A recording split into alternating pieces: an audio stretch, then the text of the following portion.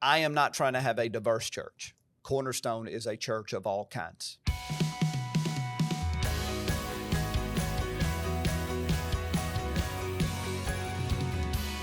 Well, welcome to Ascend the Hill with Pastor Jeremy Austill. We're back. So go ahead, before we get going today, go ahead and hit the like button, share this. Make sure you drop a comment, rate it, so that it lets us know if this is what you're interested in. But I think today you'll be interested. Yeah. And go ahead and let us hit the bell so you know when we're posting. You can stay up to date on all that we're doing. But we're back. It's been a couple weeks since we've sat down. You were in Africa. We had Yep. men's weekend. We just I had so many sermons I was writing. I was fasting. It was like, I don't want to do a podcast. Right. I'm just not in the mood. Yeah. So Well, I'm honored you just didn't want to come on without me. Well, that wasn't it. I was willing and ready to go on with Jonathan, but both of the days, I was like, I just don't want to do it, and I don't have to. I'm not required to. Right. So, It's not in the description, but Right. So yeah, we were in Africa. Yep. How'd that go? It was great. It was a really good trip. The travel, brutal. Yeah. And Brutal on the back. so I went, but I didn't go as deep in country. My experience was different. I probably had, by the time we left and got to our destination, it was like 28 hours. And I bet y'all's was closer to 40. Yeah, our on the way in, from the time we left Nashville to the time we arrived in the town called Nzega, which is where we did ministry, it's 47 and a half hours. Whoa.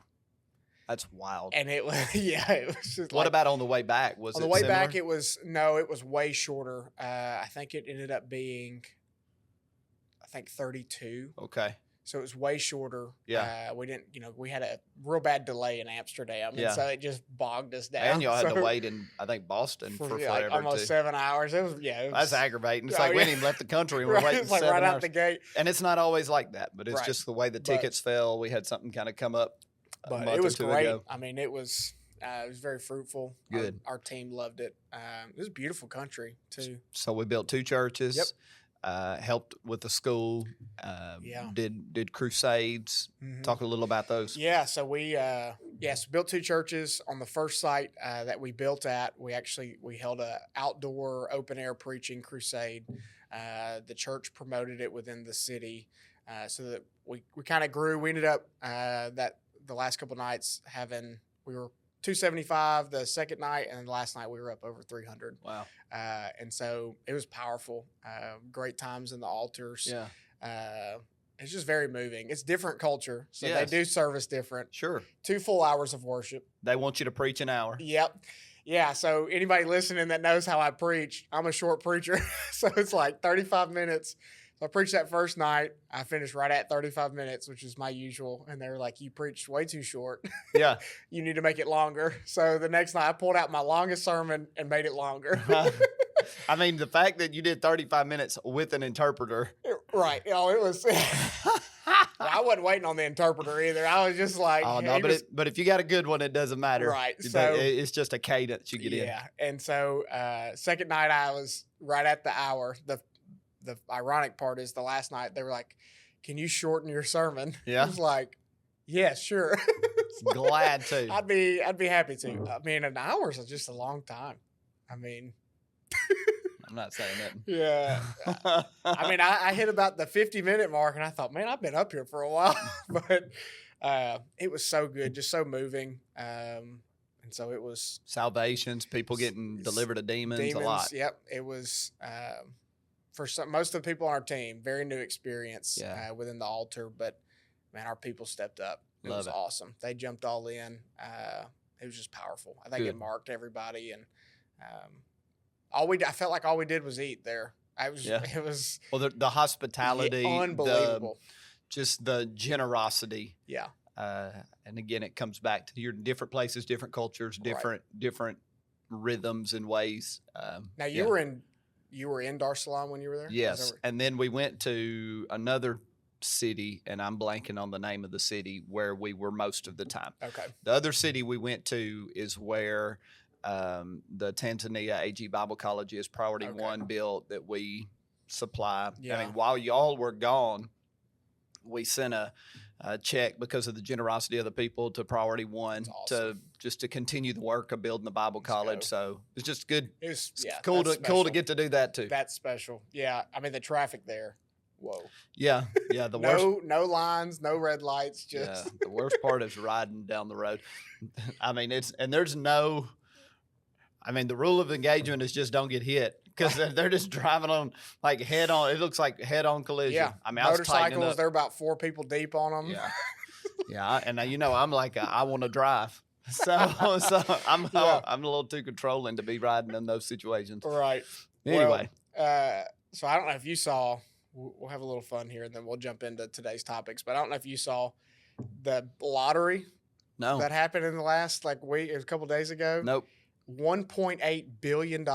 My gosh. And 2 people won. Really? 2 tickets. So did they split the money or did they? Yes, they'll split the money and then I guess they get the option. So I did some research.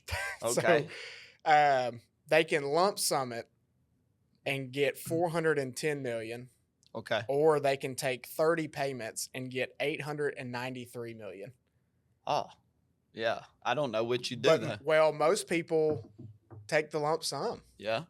But I mean, 893 sounds a lot better than 410. I would like to talk to my financial advisor because I mean, if you go ahead and get that lump sum, those 30 months, what could that money turn into? I don't know. I'm not an expert in that. I'd be consulting somebody. Right. Hey, dude, what's the best approach? Getting it all now so it can start growing, right? Or taking it over 30 months, but getting. I can't imagine. I mean, yeah. I think I would also be mad though if I had to split it with somebody. It's like, well, at that point though, it's like, all right, I'm paying off the church. I'm, what am I doing with it? We're doing more than paying the church. I mean, we're buying people to come to church. No, I'm just kidding. We're man, I don't even know what I would get first. Yeah. I mean, besides paying everything that I know off, everybody else's stuff. Right. Off. I know it just is I don't know what I would change. I don't know that I would change a whole lot. It's like if I ever get rich, nobody will know, but there will be signs. Yeah. It's like I'm eating Wagyu steak for dinner every night. Like there's signs. Like I've got the most expensive coffee machine. Nobody will know. Yeah, nobody will know. There will be signs. My gosh.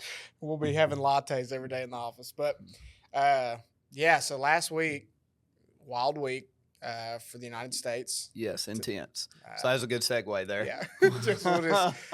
So we had lottery winner and then all the other stuff. So, yes, abrupt. It was, yeah. But so we're going to get into that today. And so Sunday, you addressed it, everything across. Yes. So everybody that's listening at this point knows exactly what we're talking about, but obviously we're referencing Charlie Kirk assassination and the public discourse that has now gone on over the last week. Because right now we're at about, I don't know the hour, but we're a week out from it or a week removed. I'll just say on the front end, I've been in prayer a lot today, the last couple of days of, where I want to be really careful. Like Jesus is still the focus. Jesus is the Lord. I want to be really careful, on making sure that we don't get so out of balance where we become consumed and all of our focus goes to Charlie Kirk and not Jesus.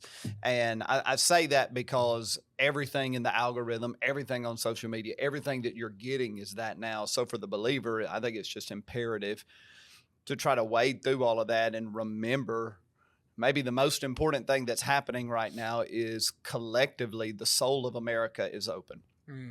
And now the soul of America being open creates various expressions. For some people, people are asking questions they've never asked. They're thinking things they've never considered. Right. They are contemplating life changes they've never contemplated, and that in connection to Charlie's professed faith in Christ. So you've got a segment of the population that is just maybe open, ripe for the harvest. And then you have souls opening up and gross stuff coming out.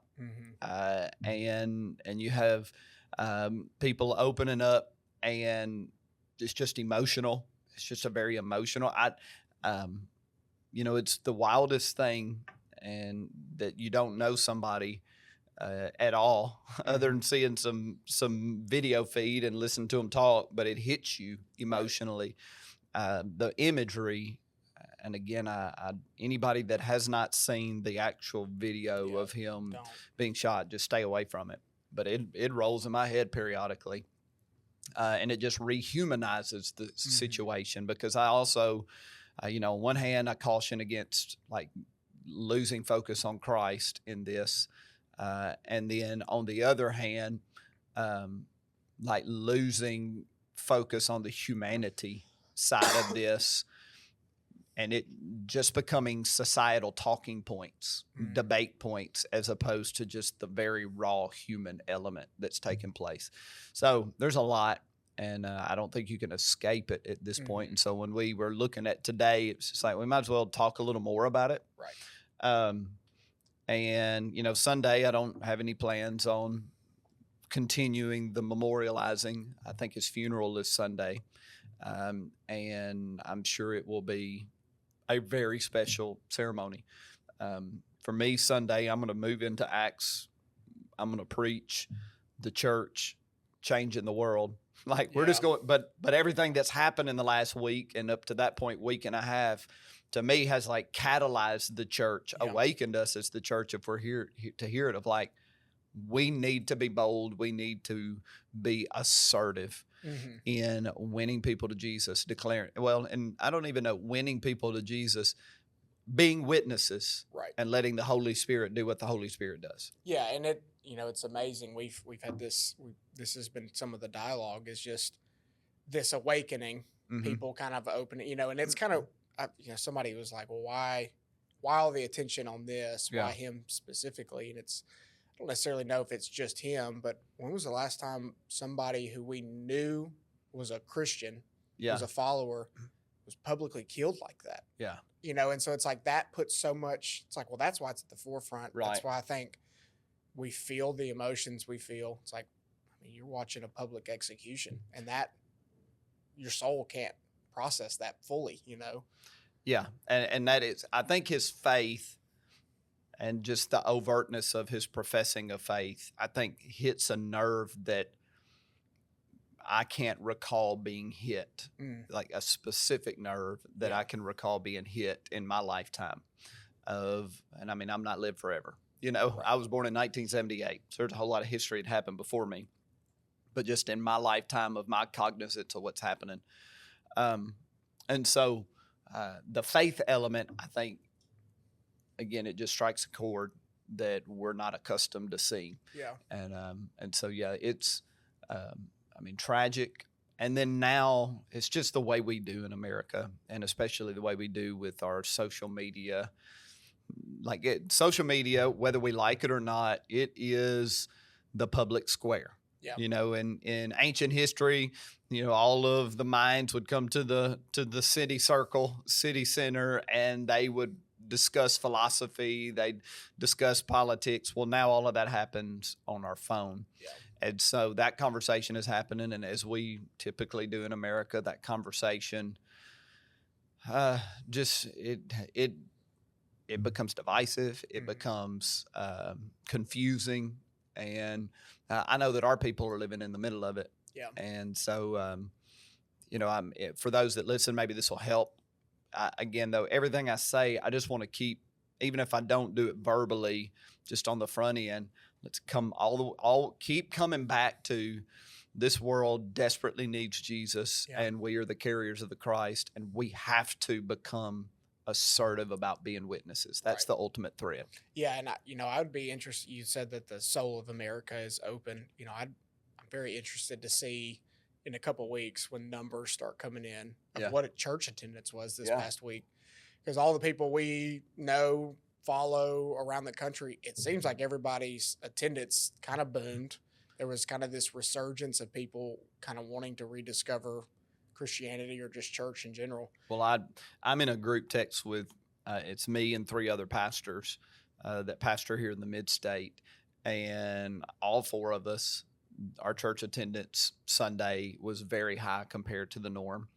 I think Sunday's attendance for us was not counting an Easter Sunday, second, third highest attendance since Wow. I've been the pastor here. I think we had 11. Was it 11 people that got saved? I can't remember. Communion felt weightier than ever just because of, again, the opening of people's hearts where people are. And my friends are reporting the same stuff. So it was a day. Now, we've seen days like that before in the sense of a national tragedy, something happens that shocks the nation, and people open up and they start considering church, or I need to get back in church, or everybody's like, well, today I'm going to be at church, Right. If you got a congregation, if your attendance is 1,500, you probably got 3,000 people that come to your church, a higher percentage of them come that day. Right. And so that's a very real thing for me. We also as a nation are pretty quick to just get back to normal. That's the way we are.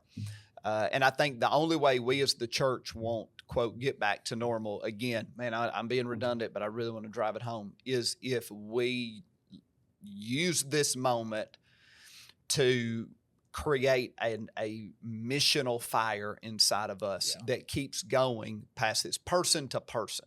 Yeah. Not as a church, man, we're excited about the harvest, but individuals saying, I'm going to live differently in the aftermath of this going forward. I'm going to be a witness. I think that's, otherwise, in 4 weeks, the revival we're all hoping for will have fizzled out because the news cycle will have changed. So it's up to us as the church to see what's happening right now and like say, okay, something's stirring in me. Now Paul told Timothy, fan into flame. Yeah. Like you have to tend it. And I think the best way to tend it is to be active in witness. I find it's fascinating. When I say fascinating, I don't mean it in a positive way, but interesting. Interesting that, you have this resurgence.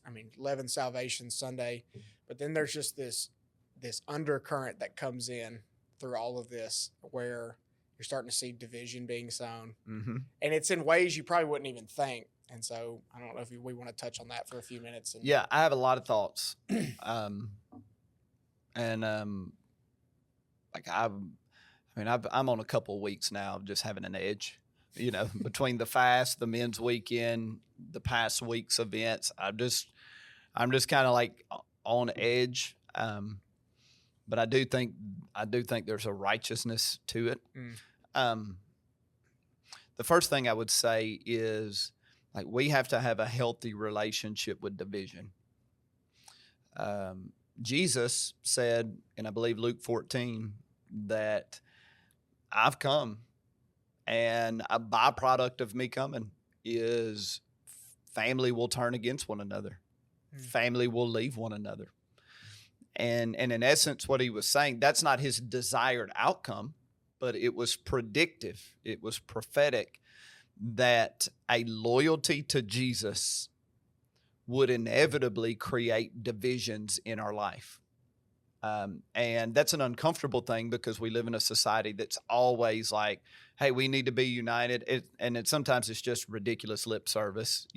Something like this happens and our politicians all say we need to be united. And in a week from now, they'll be at each other's throats again. So it's kind of a joke in a lot of ways. We have an obsession with niceness. And so anytime something doesn't feel nice, we call it divisive. But truth isn't always nice.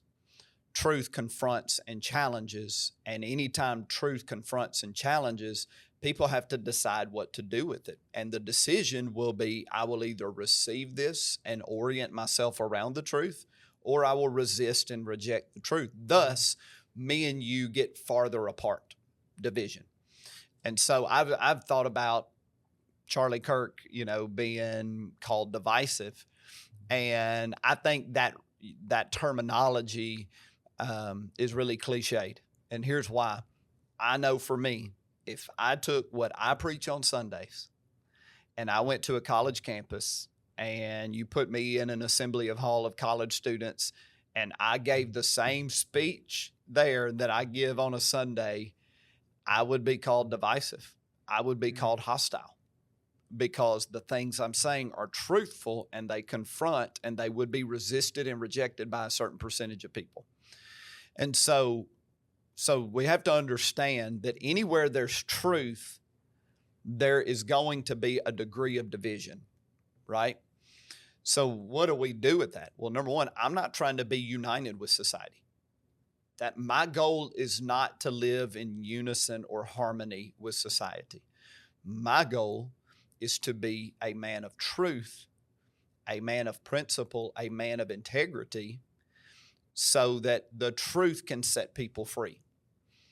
And with that comes the realization that not everybody will receive the truth. People will reject the truth. So it's inevitable. My loyalty to Jesus will cause some people to disassociate from me or resist me. That does not mean I'm harsh. It doesn't mean I'm mean. It doesn't mean I want that to happen. I never want that to happen.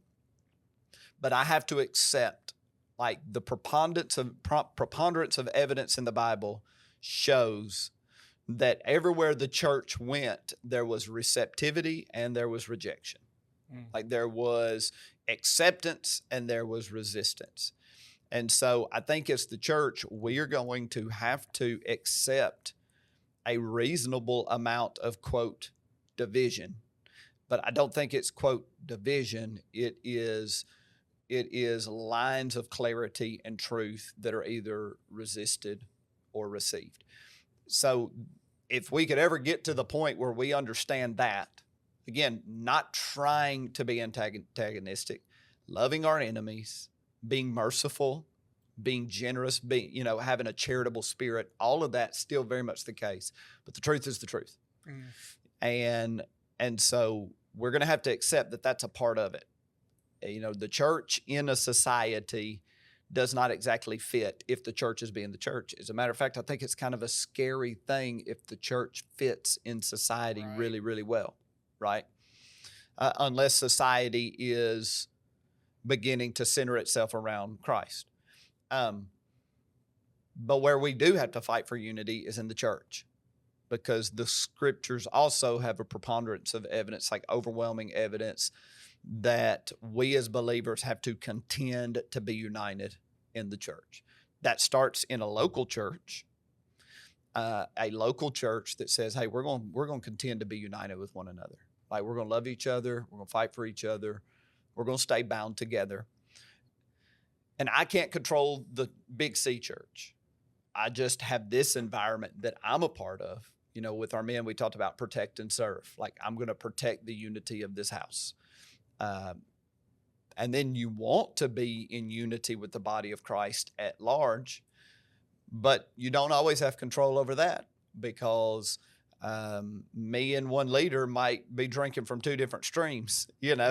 I might be drinking from a good stream, and he might be drinking from a compromised stream or an idolatrous stream. And so I have to accept that even in the bigger body of Christ, I might not have perfect unity with everybody, but the ones that I'm connected to, like, I'm going to contend for unity. But unity is the goal. And unity can only come when we all take our lives and we center them completely on Jesus. I've said it for years. I love the A.W. Tozer quote. If you put 100 pianos in a room and you want to tune all 100 pianos, you have a tuning fork. Well, you don't tune the pianos by tuning a couple of them and then start using the pianos to tune them off each other. It's like, okay, here's what the C sounds like. Let me get this other one. You tune the 100 pianos with the one tuning fork.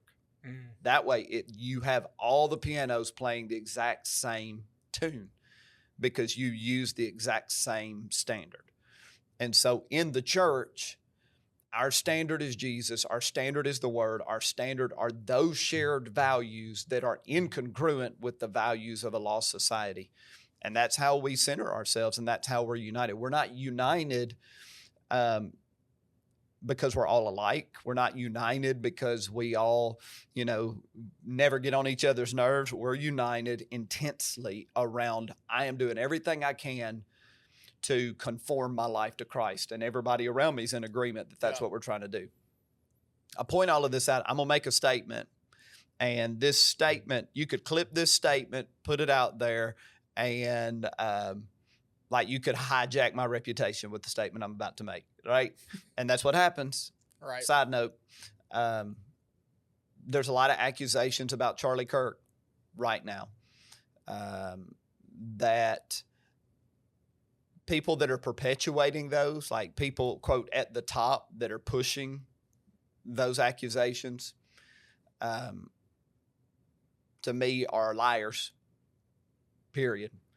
And people that just take what the top gives to you without like consuming the information for yourself and processing it for yourself, I just think it's very unwise, and I'll say it that way. And so here's the sound bite. I'm sensitive to this kind of thing because I have preached sermons and gotten emails over one sentence in a 45-minute sermon that's just like plucked out of context. It's like, I think you weren't listening to the whole message. I think you were just listening in that 10 seconds. Right. You know, and I'm not saying that happened this Sunday. I'm just saying I've lived, you public speak, this is what happens. So I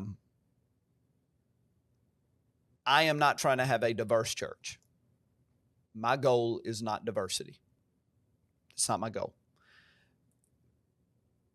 I have said emphatically, and I will forever say emphatically, Cornerstone is a church of all kinds.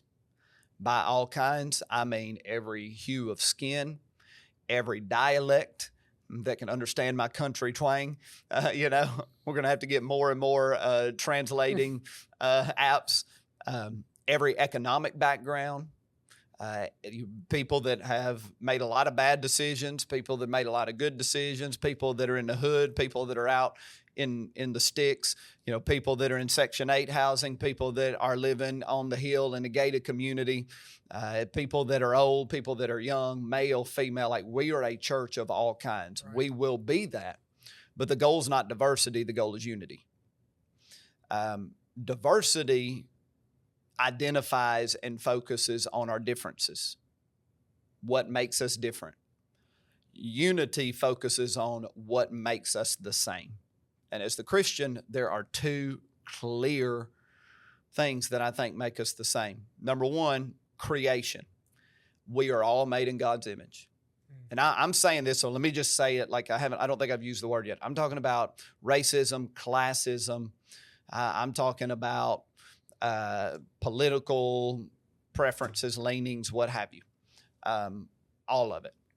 We are created in God's image. Every person, as a believer, I believe that every human was made in God's image, and we were made, like, obviously there's difference in facial structures, there's alterations in genetic code because of parents and all that, but we are all the same, right? Mm-hmm. There's outward expressions of difference, but like we're all the same.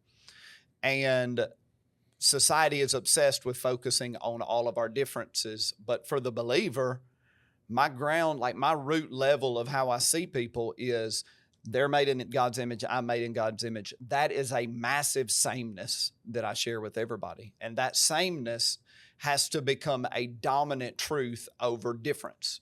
Like, that's just theological, biblical, spiritual. That sameness of created image bearing has to become a greater truth than any differences. And then you get to the New Testament, and Jesus is building a church. Peter says it this way: you're living stones. He's building a spiritual temple out of you. Jesus is the cornerstone. And then he goes on to say, a chosen people, or a chosen generation, a holy nation, a royal priesthood. He's building a nation and a people that are like a nation within the nations, a people within the people, a whole new class, a whole new type of human that he's making. And now that other sameness is, we were lost and now we're found. We were dead and now we're alive. We have the same king. We have the same standards. We have the same biblical mandate, biblical values. I read all through the epistles, and it's fascinating to me. Really, when you start talking diversity, like the only time it gets addressed really is when Paul is trying to let the Jewish people know, hey, it's not just y'all anymore. You know, now there's neither Jew nor Gentile or Greek, male nor female. Like, God has done a thing that has erased all of the differences. Yeah. And you have to focus on what is right, what is shared, what is the same. And so, and in the Roman umbrella, Gentiles covers a bunch of nationalities, a bunch of skin pigmentation, a bunch of dialects, a bunch of economic statuses. So Gentiles is a broad brushed, just anybody that wasn't Jewish, but because it was the Roman Empire, you're talking about the early church was, quote, diverse. And there's nothing wrong with that word. I'm just saying that's that's not my goal. Mm-hmm. But all throughout the epistles, there isn't a bunch of communication of like, okay, all of y'all are different, and this is how you need to congeal your differences and like work through, accept your differences and all of that. This is Jesus. Mm. This is his standard. He is the Lord. And everything that we were before him, we are in the process of shedding so that we become like him and we become one people. Yeah. And so I get kind of intense about these isms that get discussed, because like I am obsessed with it. People in our society are obsessed with race. It's just a bottom line. And it is, in my opinion, a demonic seed planted in a society for the purpose of division, but not centered on truth, but centered on differences. And so we're as a society, we are obsessed with it. And it's not just now, even though it feels really intense now. It is through the whole of our history, human history. Well, I'm obsessed with a holy nation, a royal priesthood, a chosen people. I am obsessed with the church focusing on who we have in common and everything else melting away. And I say, from my perspective, I'm a white kid from Covington. I was surrounded by cotton fields. I grew up in a certain context, but I do not have the privilege of holding on to any of that context at the expense of becoming like Christ and at the expense of unity in the body. So I say that to say, like, right now for the believer, be really guarded and careful that in the church, there should not, we have to contend to not be divided, if you will. And our focus should intensely be on what we share, not what is different about us.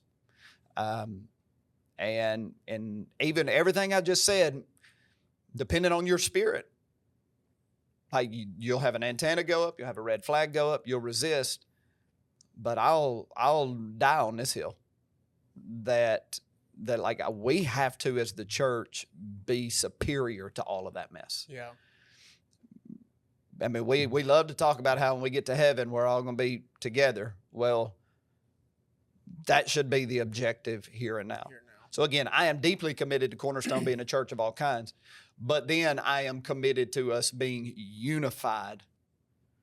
Like, diversity is not the goal. Unity is the goal. But under the banner of unity is all kinds of people, right? Yeah. If that makes sense. No, yeah. And I think the imagery you used of, when we give our life, we're shedding what was. Yes. And so it does make me wonder when then you see all this stuff happening and then all these responses, these reactions, how much of what used to be are we still clinging to? Oh, yeah. And it's shaping how we respond, how we act, as opposed to that dying to self. But I just want to be clear. Like, I'm not absolving myself. I'm not on the high horse. I'm not on a mountaintop. I'm human in flesh too. I just know where we're supposed to be headed. Like, yeah. I know the objective. I know like where our ambitions, our desires should be. And so bottom line is, I love people too. I don't know how to say it any other way. Like, I love people. I mean, my wife will tell you, like, I love people. I care about people. but I care about Jesus more than I do anybody. So like I'm really protective of his church, and I'm protective of like who we're supposed to be becoming. Yeah. And so something like this happens, and you have all of these things happening in society, and it just never fails. I mean, whether it's COVID, it's 9/11. I mean, you just name any flashpoint in society, and it always has a shroud of just toxicity connected to it too. Right. There's an elements that bring you together, but then there's also stuff around it that just feels like it's trying to drive you apart. And man, I just want to, I want to contend against the driving apart side of it. Yeah. And I would just say, if anybody hears what you're saying, and something goes up in them, or they listen to your message from Sunday, like, this isn't the first time you've preached this. Mm-mm. Like, I just know from when we got here, you've been going in the same direction. Yes. And for different way of phrasing it, but even while you're talking, I'm thinking of the push the tables together. Mm-hmm. Well, that's probably last September. Oh, that was forever ago. You know, and push the tables together. I lost my mind that day. I was intense. Even recently, you talking about you had a whole series of My People, and what it looks like to do church with one another, and the one another's, and then here I told you this yesterday. You in the last couple of weeks have preached on in Proverbs the wise, the foolish, and the wicked, and for me, that has been liberating. For me, when reading comment sections with all this stuff happening, it's like you start seeing it, because I've started noticing even your language from several weeks ago about being winsome, and the negative word. Like you start piecing all this together, and it's like it helps you shape how you feel, and it's so anybody that hears this and is like, oh, okay, go back and listen for the last year of sermons, and you'll see the trajectory of what we're going towards. But I just think you do care about people, and your sermons show, because you're trying to help people see the ultimate objective. Yeah, that's what we're trying to get. Yeah. So I know you had a couple of questions, and I definitely want to get to them, because there were some interesting little, again, flashpoints in society. And in this, I don't know how many people listen to this podcast, but my objective is to help, to process. You mentioned comment sections, and I just think there is a lot of wisdom in the wicked, foolish, wise of, I don't really like, I don't like labeling people. I do think you have to be careful. The minute you label somebody, whether it's an ism or it's a phobe, which, transphobe, homophobe, whatever, any of the phobes, any of the isms, the minute you label somebody, I think we just psychologically should understand this. You have given yourself permission to never listen to them or receive anything from them. And simultaneously, you've given yourself permission to hate them or dislike them or not handle them well. Right. And so I do really, in the wicked, foolish, wise, I'm really careful to not throw that wicked label out. But like, am I listening to somebody that's not wise? Like, consider the source. Yeah. And again, this thing is just explosive right now. And so consider the source of anything you're taking in, of like, where does this person fit in the perspective of, are they godly?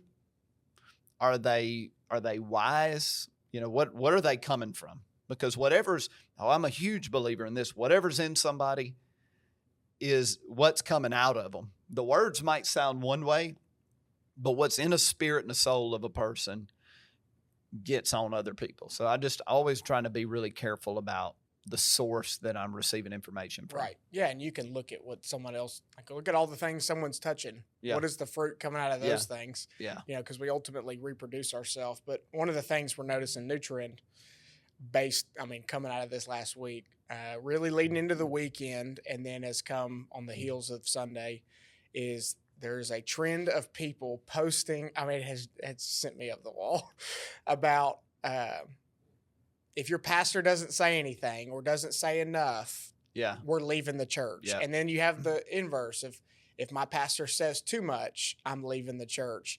And it could not be a more obvious ploy of the enemy that within all of it to sow just a small bit of division and isolate believers. Yes. But it has sent me up the wall. I mean, it's just like. Yes. And again, it goes back to consider the source. I mean, who's saying this? Number one, like I saw a video of a guy. He was making a show of it. He's walking out of his church. You could hear the church in the background as he's walking out of the building. And he's like, I'm leaving. They hadn't said anything. And I'm like, this is some random congregant from some random church that like nobody knows anything about this dude. Anybody that listens to that guy, you're unwise.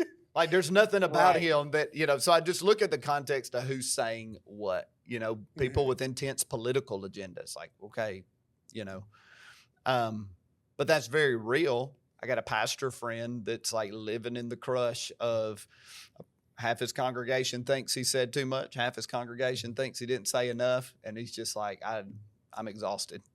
I'm worn out. I've given my life to these people. Mm-hmm. And within 72 hours, I'm dealing with the exhaustion of disappointing everybody. Right. And that breaks my heart. I think if you're committed to a church, you're committed to a church, and you ride the ebbs and flows of it. And I kind of think like at some point, if your pastor doesn't say something that gets on your nerves a little bit, then you're probably not being pastored. Right. Right. I got hot Sunday at the men.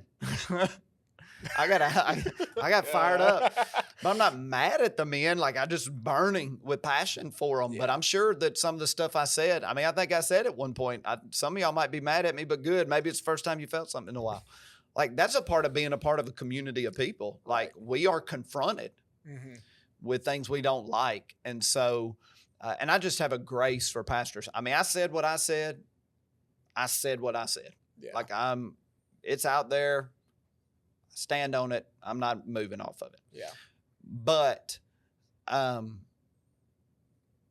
don't think it's fair to like walk in the door and say, he better say this. Mm-hmm. He better do this or she, whatever, I just don't think that's a fair posture. I said, and I've told our congregation, nobody can respond to everything in the news cycle. And so, and some things, like in a congregation the size of ours, some things hit different parts of the congregation different than others. And so I can't speak to everything in the news cycle, although Sunday I tried to hit numerous examples of what's happening in our nation because I knew there's a lot going on and different things have affected the hearts of our people differently. And so I'm just trying to pastor based on everything that's happening. But my posture has been, because I watched pastors for years, I can remember attending somewhere, not Cornerstone, but I was attending somewhere, and a big tragedy happened like late Saturday night, early Sunday morning, and everybody on social media was talking about it, and like we had the pastor never even mentioned it, and on one hand, let's give him the benefit of the doubt. Maybe he didn't look at social media. Maybe he didn't know. Right. But like maybe he didn't feel prepared. Maybe he didn't feel he had given enough thought. Maybe, so I don't want to cast judgment on him because of that. All I can speak for is myself. And my conviction is if I feel like our people are processing it, I'm probably going to say something about it. At least if a large percentage of our people are processing. Yeah. Then you might as well just, if you're going to be a part of Cornerstone, you're just going to kind of have to accept that I'm going to talk about stuff like that when I feel a large enough percentage of our people are processing it on a Sunday or a Wednesday. I'm going to say it. I'm going to say something about it. Yeah. Because I think to be a faithful pastor, I need to, ultimately being a faithful pastor from the pulpit is rightly dividing the word of truth. But I'm also mindful of Paul walking into Athens and saying, you have an idol to an unknown God. Let me talk about that. Using what was happening in their context to present the gospel. I just think about what were pastors doing during the Civil War? What were pastors doing during the Revolutionary War? What were pastors doing during World War II? What were pastors doing, during the Civil Rights Movement? What were pastors doing during the Summer of Love? It would be on the collective psyche of people. Yeah. Hey, here's the Word of God. Here's how we need to proceed. So, I can't talk about everything, but I will talk about most things. That's my personal conviction. Right. But, and I think it's probably a really good practice for pastors. I think it's probably wise in the sense of, I just am, me, I don't like elephants in the room. Mm-hmm. If there's an elephant in the room, I'm like, hey, there's an elephant. Right. Did y'all notice that? Right. That's just my nature, because I almost, I'm super conscious of what people are thinking and feeling. Mm-hmm. I feel like I'm pretty good for the most part. Sometimes I'm not, but for the most part, I'm pretty good at kind of knowing where people's heads are or what they're thinking, even in the middle of preaching. Like, I'm saying stuff, and in my mind, I'm going, these are the objections, these are the questions, right. and starting to dive into that. And so, because I'm kind of wired that way, an elephant in the room drives me up the wall. I can't function if I don't talk about it. Yeah. So, and sometimes that makes me a little more transparent. And like this Sunday, I was just kind of raw. Yeah. I had preached. I'm not trying to make any justification, just telling you my week. I had preached 3 times for the men conference. In about a week and a half time, I'd prepped 5 sermons and then wrote a new one Sunday morning. So that was 6. I was just kind of like, I'm just coming from my spirit, my gut, my heart. And, but it was an elephant in the room. Mm-hmm. Like, we got to live with it. We got to deal with it. Right. Well, I think one of the things that everybody navigates, and you've hit this, is the people pleasing. Yes. And I was having a conversation in Africa with John Isbell, Mm-hmm. who's the Sumner County mayor, and we were just talking about people's opinions, people saying Mm-hmm. stuff, and his comment was the greatest leadership principle he's ever been taught was, if you ever want to make everybody happy, just buy ice cream. Oh, right. But the inverse of that is, you're never going to make everybody happy. Never, because you You're won't have the right flavor. Yes, and so it's like you don't have the right cone, the right flavor. I was like, man, that's incredible. So, Yeah. but I think it's true, but we navigate that. But I think the word you used, I think, is the word that is the right one, is conviction. Yeah. When you have conviction about it, then you're no longer worried about people pleasing. You're no longer worried about making sure you say it the way it needs to be said, because when you have a conviction, it outweighs a feeling. So that's kind of what I wanted to end on, was convictions versus feelings. People are feeling a whole lot of things, but then people have convictions about certain things. And so how do we navigate those different things when people are pushing against our convictions, or maybe they're just pushing against our feelings and what we feel? Yeah. So how does that? So I don't play this card much. I try not to, because I think sometimes it could turn into a manipulation tactic. But God called me to pastor this church. He didn't call anybody else to it. Like, God ordered my steps. He ordered circumstances and scenarios. He walked me through the whole of my life to get me to this spot to pastor this church. I believe he always wanted me. Like, this was always the goal. This was always where the Lord was taking me. And so there is an element of, like, I'm going to pastor this church out of who God has built me to be, out of the convictions of my spirit, and out of the uniqueness of what I think God wants to do here and what God has called me to do. And so when it comes to feelings, convictions, all of that, there is just a layer of me that has to live in the realm of, like, I can't do it like everybody else. I'm not going to, and this church is not going to be for everybody. I mean, and I want it to be. It's a church of all kinds. But, like, I'll sound like a clanging cymbal to some folks. You know what I mean? Like, and so for me, pastoring, like, I'm the one responsible for it. So I'm going to stand before the Lord. And that me standing before the Lord, number one, I stand before the Lord every day in his presence in prayer. Search me, oh God. I humble my heart. I mean, this is just the routine prayer of my life. But then I'm going to stand before the Lord in eternity and be held account. And so I'm going to pastor from my spirit and from my gut. And so conviction matters a lot. as it pertains to, maybe ask it or you speak to it, the thoughts of conviction versus emotion. I know this has been a lengthy podcast and I've talked a lot. No, I just think, I think feelings or try to navigate our life. Like they're trying to push us. Yeah. And so I think people are easily, myself included, we can be easily deceived by our feelings. Yes. How we feel. Yeah. How something makes me. How often do we say that? I don't like how it made me feel, or this made me feel this way.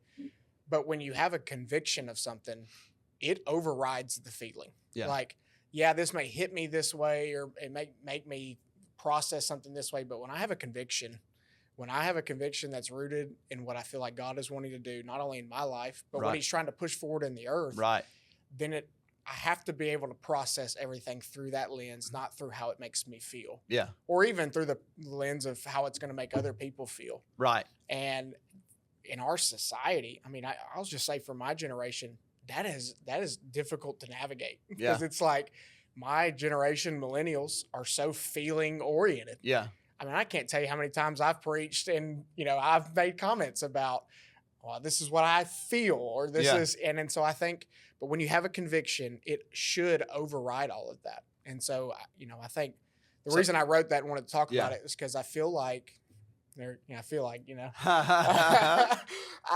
think that we're in a season of life and time where people don't really know what their convictions are.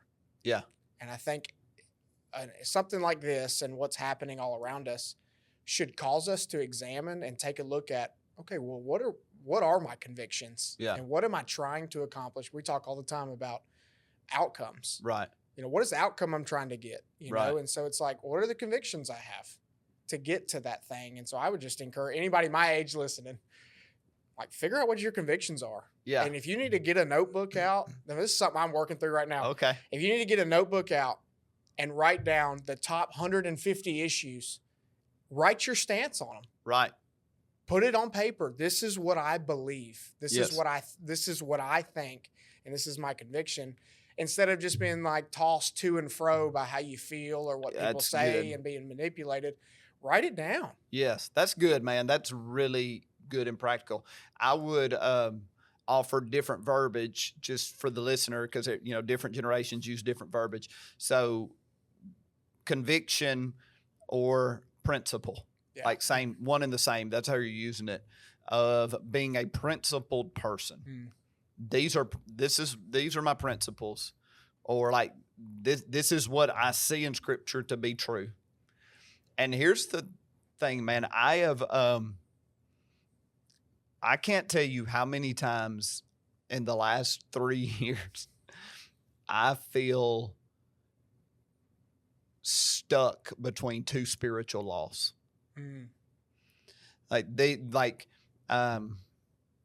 One principle says I need to do this. I need to carry out this action. Another principle says I need to carry this action or handle this person a certain way. And I know I'm being super vague. Only I would give an example, but it's escaping me right now. But like both laws, both principles are real. And so now I've got to decide almost like which one am I going to break? And that's why stuff like this it's hard in society, because sometimes it feels like there's two matters of morality. There's two principles at play, and I don't know where to go. And so I love to write it down of okay, in this instance, which is the higher principle? Which is the more impactful principle? Which is the thing that matters most in this? And so for me, all the way back, and we'll finish it with, we have turned the last week into a talking point, about who Charlie Kirk was, who he wasn't, all of our political conversations, all of our race-related conversations, we've done all of that. As the church, we're sitting in the middle of it. And to me, the dominant principle, like right now, is lost people need to know about Jesus. And people are having conversations, the likes of which they have maybe not had ever or not in a long time. And we should be the witnesses in the middle of it saying, Yes. look at Jesus, look at Jesus. Like that is, I mean, as we started there, I'm ending there. That's the thing. You want to know what's burning in me right now over the last week and why I have the edge I have and the intensity I've got in me. It's that. Like, my goodness, I just am awakened in an altogether new way of like how many people are ripe and available to receive the good news right now if we would actually be a witness and do it. So that to me is like dominating every thought that I have. And I do believe, and I'm watching other ministers and so, you know, my personal conviction, but I do believe that's what the Spirit is saying to the American church right now. Like, I really feel like in the middle of all of this, the Spirit of the Lord is saying to the American church, because you just look all over the country and pastors are in the same boat of like, oh my goodness, let's win the lost. Let's reach people for Jesus. Let's tell people about Jesus. Right. Oh, if the Lord's saying it, don't like if the Lord's saying it and he's doing it. I got a dear friend. He says, Lord, if you're doing it, please don't leave me out. That's kind of where I am. Right. Like, if you're doing this, I'm watching my friends, their church, seeing baptizing 50 people and this, don't leave me out. Right. Let me be in it. But, and that's the direction we want to lead the church. Win it. Let's win as many people as we can, like in stupid numbers. Let's do it. Yeah. So I said a whole lot today. I don't know if I was too vague, if I was too direct. I don't know what I was, but I said what I said. That's great. Well, if you feel like this was beneficial, share it, send it to somebody who you think needs to hear this. Go ahead and like, comment, subscribe, hit the bell so you know when we're posting. And tomorrow starts our women's encounter, so it's going to be an incredible weekend for our ladies. And then Sunday we're back at it, and God's going to do something special. So we'll see you then.